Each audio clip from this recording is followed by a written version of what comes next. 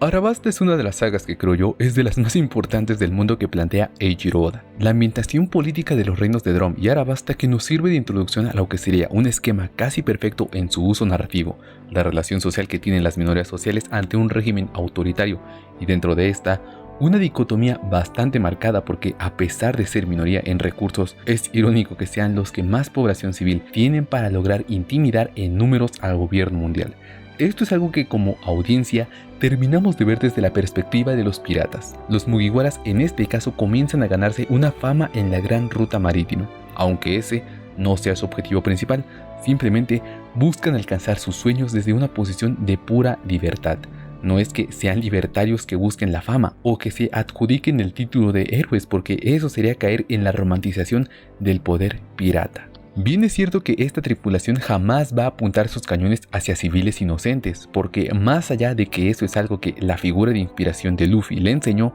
sería un insulto hacia las personas que les apoyaron en todo y que incluso sería faltarle el respeto a sus nakamas que padecieron de esto mismo. Pero por otro lado, los Mugiwaras tampoco se meten en riñas que no les corresponden porque esa parte del mundo es ajena a sus ideales. Ellos creen fielmente que el mundo civil y el pirata no tienen por qué mezclarse bajo términos bélicos, pero tampoco tienen por qué intervenir el uno con el otro para algo que no sean trueques necesarios. Por esta razón es que en toda esta saga, ningún Mugiwara tendrá una pelea que rompa con su propio estilo de vida. Deberá existir un pique previo o alguna acción que detone ese accionar. Y en esto, mi ejemplo favorito es el de Wapol. Wapol es un rey exiliado que sufrió una humillación simbólica por culpa de los piratas de Barba Negra, y aunque uno creyese que eso le trajo desgracia a su reino, la cara de la moneda que vemos en Drum es una de paz. Aquí nos empiezan a explicar el abuso de poder que Wapol ejercía desde que tomó el trono de su padre, alguien que era justo y recto, pero con un hijo déspota e inútil para la política. ¿Qué tanta barbaridad era su mandato que uno de los reinos más avanzados en el campo de la medicina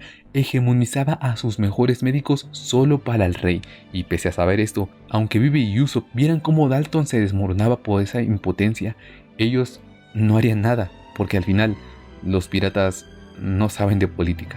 Si Luffy y Sanji terminaron peleando contra Wapol fue porque este había insultado 2 veces al orgullo pirata de Luffy. Por un lado está el daño que le hizo al Going Merry en su primer encuentro, un barco que más que ser su medio de transporte era el objeto físico que tenía todas las marcas desde que la tripulación se comenzó a consolidar, es decir,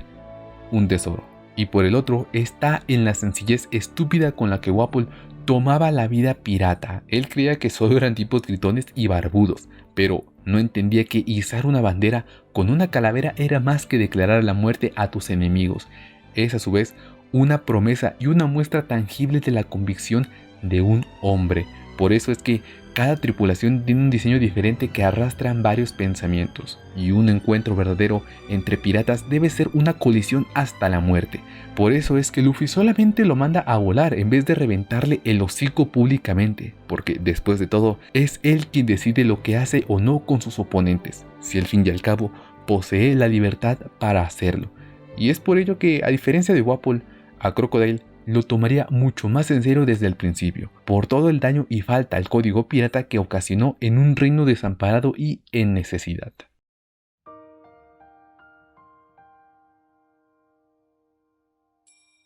El reino de Arabasta cuenta con una explicación visual en cada una de sus problemáticas. Es una zona desértica que enfrenta una sequía desde hace años, mismos que han levantado las dudas hacia el reinado de la familia Nefertari, y que aún en sus años dorados es un reino que no tiene mucho que ofrecer como riqueza, pero sí cuenta con algo que otros reinos como el de Goa o Drum envidiarían: un líder. Cobra Nefertari no se nos hace un grandioso rey porque se ponga del lado de los protagonistas, sino porque es de los pocos, por no decir el único gobernante que tiene un raciocinio para mantener una relación armoniosa con sus súbditos. Esa gallardía, ese temple, ese esfuerzo que hace día con día y que muestra en la gran cumbre de las naciones al poner en su sitio al mismo Wapol, es lo que refleja cada uno de los valores reales que le legó a su hija Vivi. Y algo que me encanta de esa parte de Cobra es cuando Vivi recuerda su infancia. Claramente ella tenía un poco de rebeldía, pero eso no le impedía observar de cerca el arduo trabajo que su padre tenía. Día con día, personas llegaban desamparadas pidiendo ayuda al rey, y este, en vez de rechazarles o hacerlas de menos, impulsaba una serie de medidas para acotar esos problemas sociales. Es esta serie de acciones lo que hacen que cada persona mayor, los que ya tenían una madurez cuando Cobra gobernaba solo, crean ciegamente en que el rey va a resolver el conflicto de agua que tienen. Y es más, algunos miembros de los rebeldes siguen dudando de si en verdad el rey habrá sido tan cruel para abandonarlos a su suerte, y estas dudas tuvieron que ser implantadas de alguna manera, si es que Cobra tenía un historial limpio en su regencia, o mínimamente honorable. Es donde se nos da la presentación a uno de los mejores villanos que ha tenido One Piece, y que a su manera logra confrontar directamente una de las virtudes más puras que tiene el sentido pirata de Luffy, pero iremos a eso después. Por ahora quiero centralizar el conflicto en lo que el grupo criminal de Crocodile, los Barrocos, lograron hacer en el reino de Arabasta sin que nadie se percatase de eso. Lo primero es saber qué tipo de reino es Arabasta. Ya dijimos todo sobre su clima cálido, su espacio desértico y las dificultades que esto supone para abastecerse de manera autónoma, pero algo que nos faltó revisar es el apartado de seguridad. Lo curioso de todo el reinado de los Nefertari es que, a pesar de que son una familia real muy querida y que convive día a día con la población común, siempre están en una constante lucha por mantener a raya a los invasores que buscan saquear lo poco de recursos que tienen, un asunto que llegó a involucrar directamente la seguridad de la princesa del reino y que le mostró algo muy importante a la población de Arabasta: su reino está desprotegido. Si un pirata que cuenta con una flota lo bastante decente en número y poder decidiera invadir Arabasta, el reino caería. Claro que la marina y el gobierno mundial harían el trabajo por ellos, pero aún así habrían vidas perdidas y daños irreparables. Por eso es que la figura, el renombre y la influencia de un guerrero real del mar infunde en esas personas esperanza, una que no pudo proporcionarle su mismo rey, y que de manera sutil nos dice que Crocodile era tan buen manipulador que para afianzar ese cariño por parte de la gente les entregaba oportunidades de trabajo, riquezas, todo cuando pudiesen tomar si es que lo necesitaban para precisamente tener las sospechas lejos de él. Es que si hasta ese título de Chichibukai es uno que permite hacer y deshacer crímenes a su antojo sin la mirada del ojo gubernamental encima, algo que pone a los altos mandos como si fuesen intocables, como si se sintieran dioses. Este dominio desde las sombras Oda lo simboliza con el poder de Crocodile, la logia de la arena, que le permite secar absolutamente todo ser vivo que contenga algo de agua, el líquido que precede el conflicto del reino. La relación es bastante obvia y el carácter de importancia que se le da a esta relación es aún mayor cuando Luffy descubre la verdad detrás de sus poderes. Crocodile, si bien puede secar a los seres vivos, también es vulnerable a este líquido, esa parte de él que lo convertía en alguien endiosado y prácticamente intocable, y que generaba impotencia en sus adversarios. Es la clave para sentarlo en el piso y mostrarle que seguía siendo un mero hombre, un mero mocoso.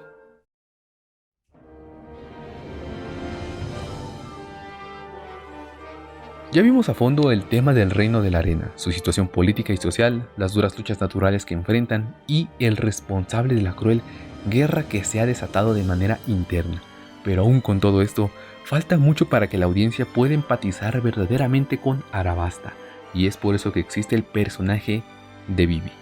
una princesa que se embarcó en la travesía de buscar al responsable de que su reino sangre y eliminarlo. Desde que conocemos a Vivi es una chica que no aparta su misión por nada del mundo. Su única preocupación es su gente, y esa meta la tendrá presente de principio a fin. Esto no quiere decir que sea alguien egoísta, simplemente es centrada en sus objetivos, y dentro de la tripulación de los Mugiwaras hay una persona que es idéntica a ella, alguien que no teme poner su vida en riesgo con tal de salvar a sus amigos, una persona que se enfrentaría a quien sea con tal de proteger una sonrisa. Luffy es un personaje que comparte muchas cosas con Vivi, y es probable que sea la razón de que choquen mucho en sus pensamientos, pero ambos pudieron aprender cosas del otro el tiempo que estuvieron juntos. Luffy aprendió el temple de un capitán y a entender que la violencia no siempre será la respuesta sin antes conocer los fines del otro bando, pues si se dan cuenta, luego de que Vivi le dijera tales palabras a Luffy en el reino de Drum, este no volvió a buscar una pelea innecesaria que no tuviera algo bueno detrás. Es decir, que este capitán aprendió a poner a su tripulación como máxima prioridad en su viaje pirata, y es por esto que es la otra cara de la moneda de Crocodile. Mientras uno convive directamente con sus nakamas, el otro no muestra su rostro nunca. En tanto uno valora toda su tripulación, el otro los elimina sin siquiera dudarlo, porque eso es lo que le ha enseñado el mundo. Eso es lo que le tocó experimentar y por ende cree que el poder y la influencia lo es todo. Y ese pensar sería su ruina. Luffy venía haciendo un ruido audible con una pequeña ola detrás suyo, pero que de a poco se fue convirtiendo en una ola más y más grande, hasta que conformó un ideal pirata que rechaza la violencia sin sentido, pero que, si se llega a dar la ocasión, tendrá que resolver ese problema por medio de un combate pirata. Una lucha entre dos hombres donde no hay honor, no hay reglas, no existe un bien marcado, pero lo que es cierto es que quien prevalezca hasta el final será quien dicte la nueva historia, porque la justicia le pertenece solo a los vencedores. No digo que con este contexto justifique el afán de Oda por darle siempre la victoria a Luffy, pero sí digo que esa empatía del capitán que le permitió ver de primera mano las dolencias del reino y de su Nakama se puede relacionar con algo que dijo Icefox en su momento y que me voy a permitir usar de momento, pues él comenta que el mensaje más sólido que tiene la saga de Arabasta es la amistad. Y parecerá algo soso para muchas personas, pero tras ver el contexto de Luffy en esta saga es entendible por qué él podía seguir levantándose una y otra vez. Esa fuerza que lo motivaba era algo que Crocodile no conocería nunca, y que su ignorancia y ego le harían acreedor a su caída. Cada golpe que Luffy le daba iba cargado con un mensaje de ira y una demostración de lo que un verdadero pirata puede hacer. Este mensaje de Oda, aunque esté muy romantizado, no deja de plantarte la semilla de que Luffy jamás perderá contra un pirata o contra un oponente que no valore a los nakamas que tiene, que no sea capaz de empatizar con el sufrimiento de las personas y peor aún, que meta directamente a la sociedad civil en temas ajenos a ellos, porque un pirata es alguien libre, sí, pero eso no significa que deba meterse directamente en asuntos políticos, no significa que tenga el derecho de imponer una vida tan dura en personas que no lo eligieron. El camino pirata es uno que todo debe elegir por voluntad propia, porque así es como se marca el principio de su libertad. Y quién sabe, puede que un simple chico del Mar del Este traiga consigo una ola tan caótica que hará retumbar el mundo tarde o temprano, y en la cual solo podrán subirse aquellos que cumplan con esta característica de libertad. Esta es la razón de que Luffy respetara el deseo de Vivi de quedarse en su reino, porque ella tomó esa decisión en conciencia y no quedó más remedio que despedirla con un saludo único de la tripulación de los Mugiwaras, para afirmarle que sin importar el tiempo y sus cambios, ella seguiría siendo una Nakama más.